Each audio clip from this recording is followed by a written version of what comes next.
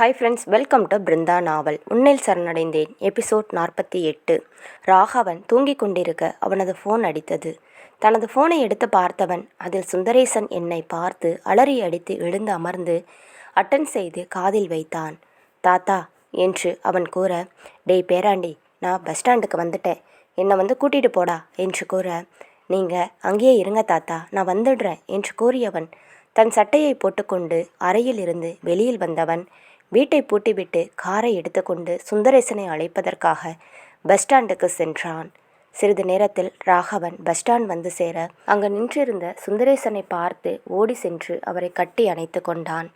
என்ன தாத்தா, நீங்கள் வர்றதுக்கு முன்னாடியே ஃபோன் பண்ணி இருக்க வேண்டியது தானே, நான் வந்து உங்களுக்காக காத்துக்கிட்டு இருப்பேன்ல என்று கூற, அதை விடடா, நீ தான் வந்துட்டல்ல, சரி வா நம்ம கிளம்பலாம் என்று சுந்தரேசன் கூற, ராகவன் சுந்தரேசனை அழைத்து கொண்டு தன் வீட்டிற்கு சென்றான். பூட்டியிருந்த வீட்டை திறந்தவன் சுந்தரேசனை உள்ளே அழைத்து கொண்டு சென்று அவரது பொருட்கள் அனைத்தையும் ஒரு அறையில் வைத்தான். அந்த வீட்டை முழுவதும் சுற்றி பார்த்த சுந்தரேசன், பரவாயில்லடா, வீடு நல்லா பெருசாக இருக்கு, இங்கே நீயும் பேத்தியும் மட்டும்தான் இருக்கீங்களா, வேற யாரும் இல்லையாடா என்று கேட்க, யாரும் இல்லை தாத்தா, காலையில் ஆனால் தோட்டக்காரர் அவங்க பேத்தி தான் வருவாங்க, மற்றபடி யாரும் இங்கே இல்லை என்று கூறினான். அந்த பெரிய ஹாலில் மாட்டப்பட்டிருந்த சீதாவின் தந்தை படத்தை பார்த்த சுந்தரேசன் அதன் அருகில் சென்றார். நல்ல மனுஷன்டா, 2-3 தடவை நம்ம வீட்டுக்கு வந்திருக்காரு என்று கூறியவர் அந்த புகைப்படத்தில் இருந்தவரை தொட்டு பார்த்தார்.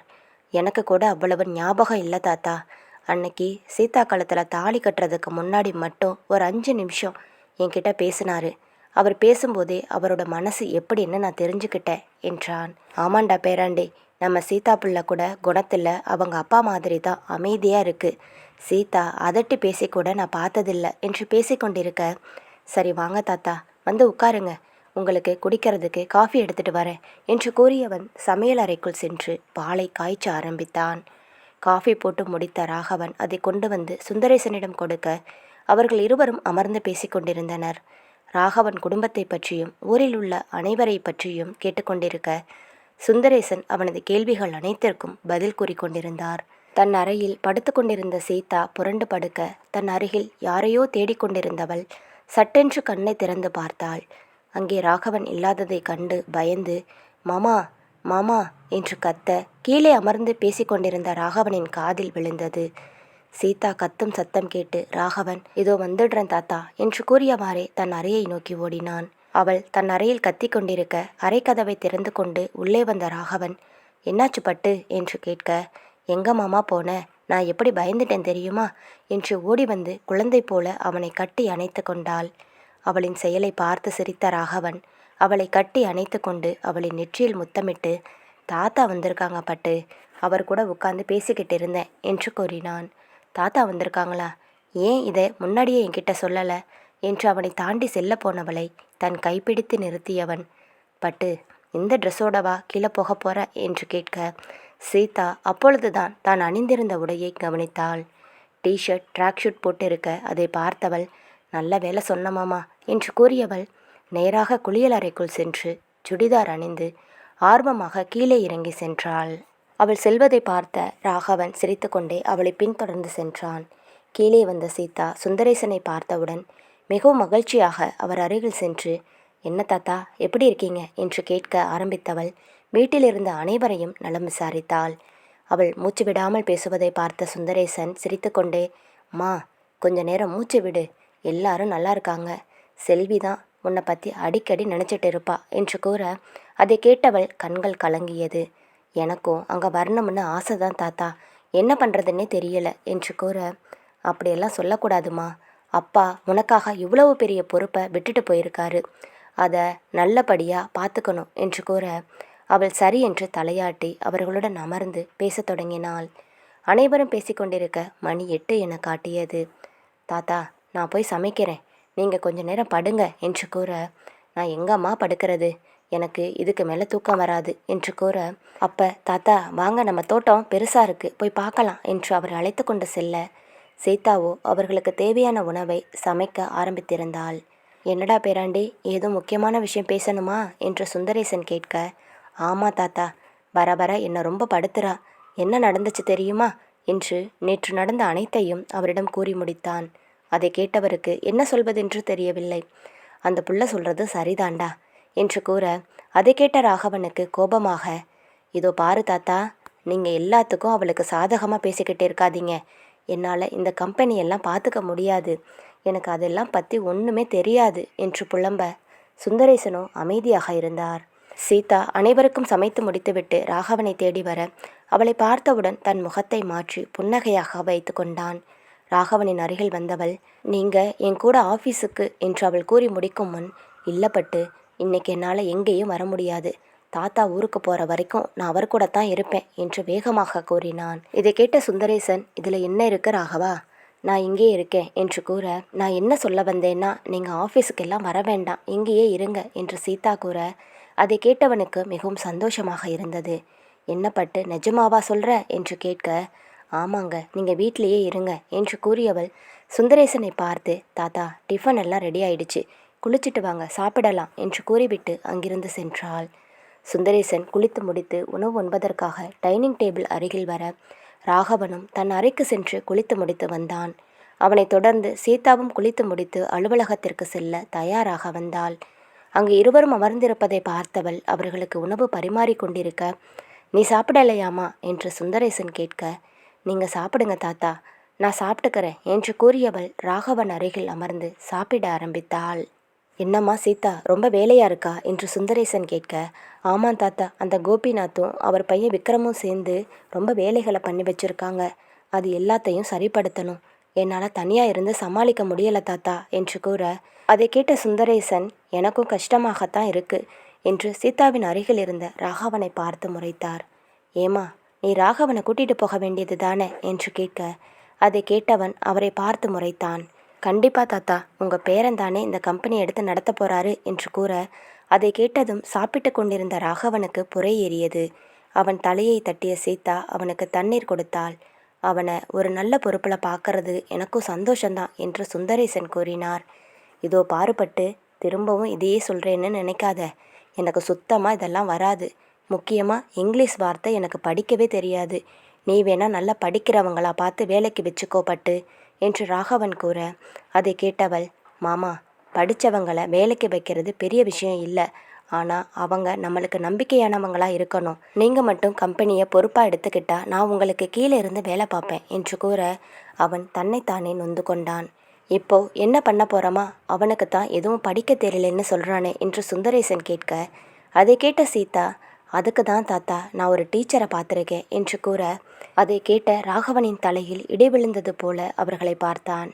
என்ன பட்டு சொல்கிற, டீச்சரா என்று அவன் கேட்க, ஆமாம் மாமா, நீங்கள் இன்னும் 2 மாதம் வர அவங்க கிட்ட தான் இங்கிலீஷ் கற்றுக்க போகிறீங்க. அதுக்கப்புறம் நான் உங்களை ஆஃபீஸ்க்கு கூட்டிகிட்டு போய் அங்கே என்னென்ன வேலை நடக்குதுன்னு எல்லாத்தையும் காட்ட போகிறேன் என்று கூற, அதை கேட்டு ராகவனுக்கு தொண்டைக்குள் உணவு இறங்காமல் இருக்க, சுந்தரேசன் அதிர்ச்சியில் சீதாவை பார்த்து கொண்டிருந்தார். சீதா கூறியதை கேட்ட ராகவனுக்கும் சுந்தரேசனுக்கும் அதிர்ச்சியாக இருக்க, அந்நேரம் வீட்டின் கதவை தட்டுவது போல் இருந்தது. சீதா தான் சென்று பார்ப்பதாக கூறி வீட்டின் கதவை திறக்க, அங்கு 40 வயது மிக்க தக்க ஒரு பெண்மணி நின்று கொண்டிருந்தார். அவரை பார்த்து சீதா புன்னகையுடன், வாங்க அகிலா மேம், உங்களுக்காக தான் வெயிட் பண்ணிட்டு இருக்கேன் என்று கூறி அவரை வீட்டிற்குள் அழைத்து வந்தாள். அகிலா உள்ளே வர, அங்கு டைனிங் டேபிளில் சாப்பிட்டு கொண்டிருந்த ராகவன் எழுந்து நின்றான்.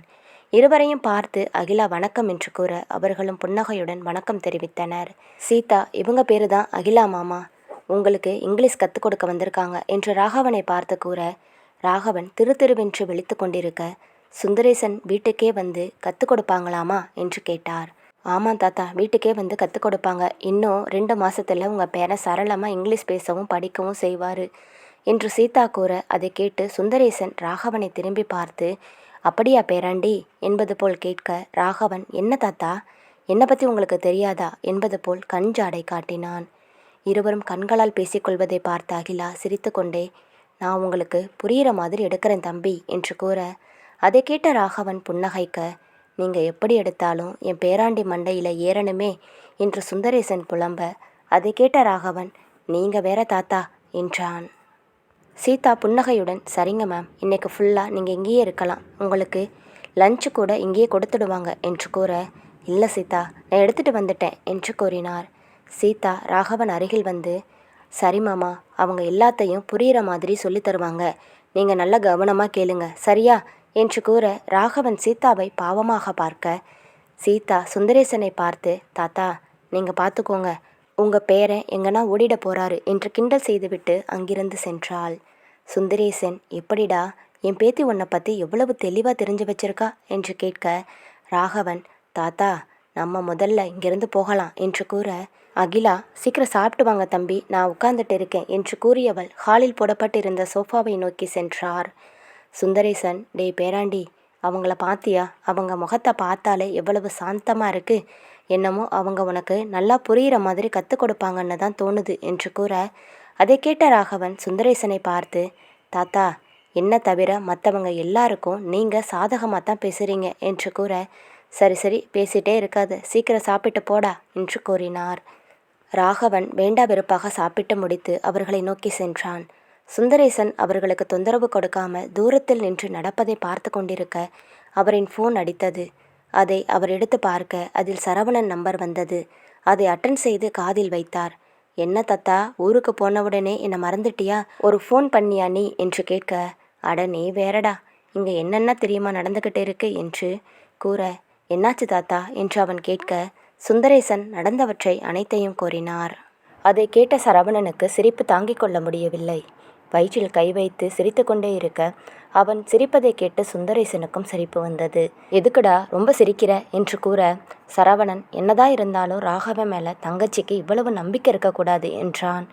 அதை கேட்ட சுந்தரேசன், என்னடா சொல்கிற என்று கேட்க, உன் பேரன் படிக்கிறப்பவே இங்கிலீஷ் வாத்தியாரை என்ன பண்ணான்னு மறந்துட்டியா என்று அவன் சொல்ல, அதை கேட்டவர், அட ஆமாண்டா, அது எப்படி நான் மறப்பேன், பாவண்டா அந்த இங்கிலீஷ் வாத்தியார், வண்டியில் பிரேக்கை பிடுங்கி விட்டுட்டு அவர் பிரேக்கை பிடிக்காமல் புளிய மரத்தில் இடிச்சுக்கிட்டு நின்னதெல்லாம் என் கண்ணுக்குள்ளேயே இருக்குடா என்று கூறினார்.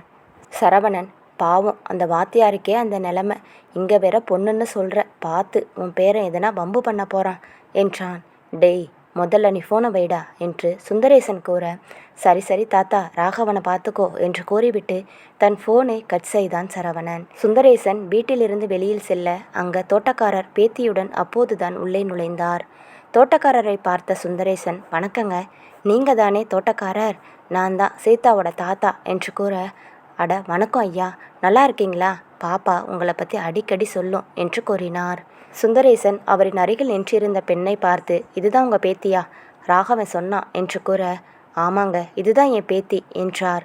சுந்தரேசன், சரிம்மா, உள்ளே போய் சமைச்சிடு, ராகவனுக்கு பாடம் சொல்லி கொடுக்குற டீச்சர் வந்திருக்காங்க, அவங்களுக்கும் சேர்த்து சமைச்சிடுமா என்று கூறியவர் தோட்டக்காரருடன் அமர்ந்து பேசத் தொடங்கினார். அன்று முழுவதும் அகிலா ராகவனுக்கு பாடம் சொல்லிக் கொடுக்க ராகவனும் அமைதியாக அனைத்தையும் கற்றுக்கொண்டான். மாலை நேரம் வர அகிலா ராகவனை பார்த்து, சரி தம்பி, மீதியெல்லாம் நாளைக்கு பார்த்துக்கலாம், நான் கிளம்புறேன் என்று கூற, அகிலாவை பார்த்து, நீங்கள் எப்படி போகிறீங்க? உங்கள் வீடு ரொம்ப தூரமா என்று கேட்க, ஆமாங்க, போகிறதுக்கு எப்படி அரை மணி நேரம் ஆகும், பஸ்ஸில் போயிடுவேன் என்றார். வாங்க மேடம், நான் உங்களை கூட்டிகிட்டு போய் விடுறேன் என்று ராகவன் கூற, மறுபேதும் கூறாமல் அவனுடன் சென்றார். காரில் சென்று கொண்டிருக்கும் போது அகிலா ராகவனை பார்த்து, உனக்கு படிக்க பிடிக்கலையா என்று கேட்க, அதை கேட்டு அதிர்ச்சியடைந்த ராகவன் அமைதியாக இருக்க, ஒருத்தர் படிக்கும்போதே அவங்க எப்படி படிக்கிறாங்கன்னு ஒரு டீச்சரால் கரெக்டாக சொல்லிட முடியும்.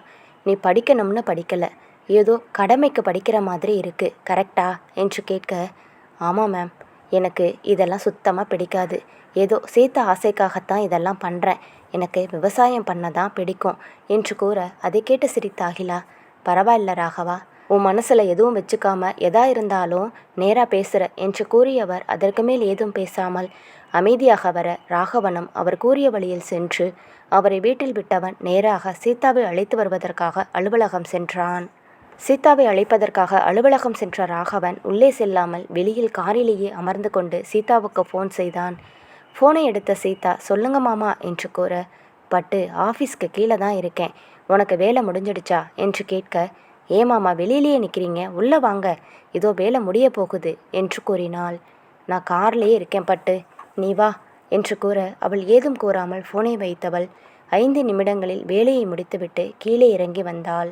காரில் ராகவன் அமர்ந்திருப்பதை பார்த்த சீதா, என்னாச்சு மாமா, ஏன் உள்ளே வரமாட்டேன்னு சொல்லிட்டீங்க என்று கேட்க, பரவாயில்ல பட்டு, எப்படியும் கீழே தானே வரணும், அதான் கார்லேயே இருந்துட்டேன் என்று கூறியவன் உள்ளிருந்து கார் கதவை திறந்தான். காரினுள் வந்து அமர்ந்த சீதா அவனை கட்டிக்கொள்ள ராகவனும் அவளை கட்டி அணைத்து நெற்றியில் முத்தம் வைத்தான். பட்டு, வேலை எப்படி போச்சு என்று கேட்க, நல்லா போச்சு மாமா. உங்களுக்கு எப்படி போச்சு கிளாஸ்? எல்லாம் பிடிச்சிருந்ததா என்று கேட்டாள். போச்சு போச்சு பட்டு, ஏதோ என்று கூறியவன் அவளை அழைத்து கொண்டு வீட்டிற்கு சென்றான். ராகவனின் கார் வீட்டை அடைய காரிலிருந்து இறங்கிய சீதா நேராக உள்ளே சென்றாள். சுந்தரேசன் அமர்ந்து டிவி பார்த்து கொண்டிருக்க அவர் அருகில் சென்று அமர்ந்த சீதா, என்ன தாத்தா சாப்பிட்டீங்களா? இந்த இடம் உங்களுக்கு பிடிச்சிருக்கா? நாள் எப்படி போச்சு என்று கேட்க, சுந்தரேசன் புன்னகையுடன், எனக்கு என்னம்மா, நல்லா தான் போச்சு. பாவம் என் பேரன்தான் ரொம்ப கஷ்டப்பட்டுட்டான் என்று கூறினார். 5 நிமிஷத்தில் நான் வந்துடுறேன் தாத்தா, எல்லாரும் ஒன்றா சேர்ந்து சாப்பிடலாம் என்று கூறியவள் மேலே சென்று உடைமாற்றி கீழே வர அனைவரும் ஒன்றாக அமர்ந்து சாப்பிட்டு முடித்தனர். சுந்தரேசன் சாப்பிட்டு முடித்து தன் அறைக்கு சென்று படுக்க ராகவனும் சீதாவும் தங்கள் அறைக்கு சென்றனர். அறைக்குள் வந்த ராகவன் தான் போட்டிருந்த சட்டையை கழட்டி வெறும் மார்போடு மெத்தையில் சென்று அமர சீதா என்றும் போல் இன்றும் அவன் மடியில் ஏறி அமர்ந்து கொண்டாள். அவன் கழுத்தில் தன் கைகளை கோர்த்து மாலையாக போட்டவள், என்னம்மாம்மா, இங்கிலீஷ் ரொம்ப கஷ்டமாக இருக்கா என்று கேட்க, அட போப்பட்டு, அதான் இங்கிலீஷ்காரன் நம்ம நாட்டிலிருந்து போயிட்டாங்கல்ல, இன்னுமா இந்த இங்கிலீஷை நம்ம கற்றுக்கணும் என்று கேட்க, அதை கேட்டு சிரித்தவள், என்ன பண்ணுறது மாமா, எல்லா இடத்துலையும் அதிகமாக இங்கிலீஷ் தான் பேசுகிறாங்க. நீங்கள் அது ஒன்றை கற்றுக்கிட்டா போதுமாமா, உங்களுக்கு கொஞ்சம் ஈஸியாக இருக்கும் என்று கூறினாள். ராகவன், கற்றுக்கிறேன் பட்டு என்று கூறியவன் அவள் மூக்கோடு மூக்கு உரசினான். சீதா, சரி மாமா, நான் உங்களுக்கு மேக்ஸ் பாடம் நடத்தவா என்று கேட்க, என்ன பட்டு சொல்கிற என்று அவன் கூற, ஆமாம் மாமா, இப்போ இது என்ன சொல்லுங்க என்று தன் கையில் உள்ள ஒற்றை விரலை காட்ட ராகவன் 1 என்று கூறினான். சீதா அவன் கையை பிடித்து அதிலிருந்து ஒற்றை விரலை காட்டி தன் விரலுடன் அவன் விரலை கோர்த்து கொண்டு, இப்போ எத்தனை சொல்லுமாமா என்று கேட்டாள்.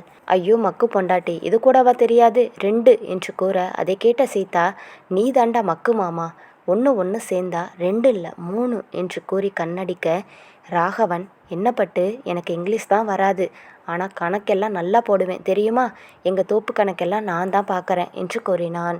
சீதா, தோப்பு கணக்கை பார்த்தா மட்டும் போதுமா மாமா, பொண்டாட்டி கணக்கையும் பார்க்கணும் என்று கூறியவள் அவன் கை விரல்களை தன் கைக்குள் புதைத்து அவனின் காதில், நீயும் நானும் சேர்ந்தா 3 ஆக மாட்டோமா மாமா என்று கூறினாள். அவள் கூறிய விஷயத்தை கேட்ட ராகவன், பட்டு என்ன சொல்கிற என்று கேட்க, ஆமாம் மாமா, நம்ம சீக்கிரம் குழந்தை பெற்றுக்கொள்ளலாமா, எனக்கு ரொம்ப ஆசையாக இருக்குது என்று கேட்டாள்.